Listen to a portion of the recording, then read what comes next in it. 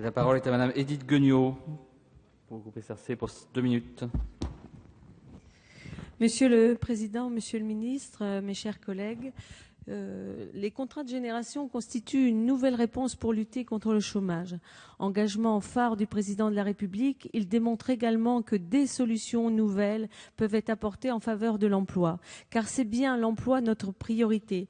Mes collègues ont déjà évoqué l'impact de cette mesure au deux bouts de la chaîne des âges, je n'y reviendrai pas. Le contrat de génération est aussi une mesure forte, pleine de symboles. Elle réintroduit du lien entre les jeunes et les seniors, trop longtemps et trop souvent opposés sur le marché du travail. Elle réintroduit du lien, elle réintroduit de l'humain autour de l'idée forte de transmission. Les contrats de génération portent la belle vision que ce sont les femmes et les hommes détenteurs des savoirs, détenteurs de compétences, détenteurs de talents qui construisent notre économie. En effet, notre pays s'enorgueillit légitimement des savoir-faire développés au sein de ces entreprises.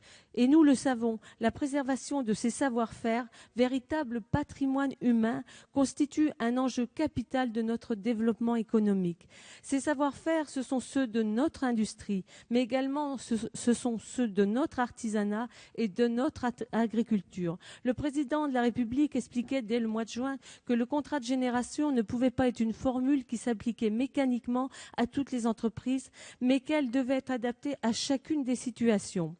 C'est bien dans cette appréciation différenciée et humaine du dispositif qui en fait la force. Cette appréciation différenciée, nous la retrouvons avec les contrats que l'on appelle contrats de génération-transmission et qui permettent aux chefs d'entreprise âgés de 57 ans ou plus de bénéficier du contrat de génération dans le cadre de la transmission de leurs entreprises.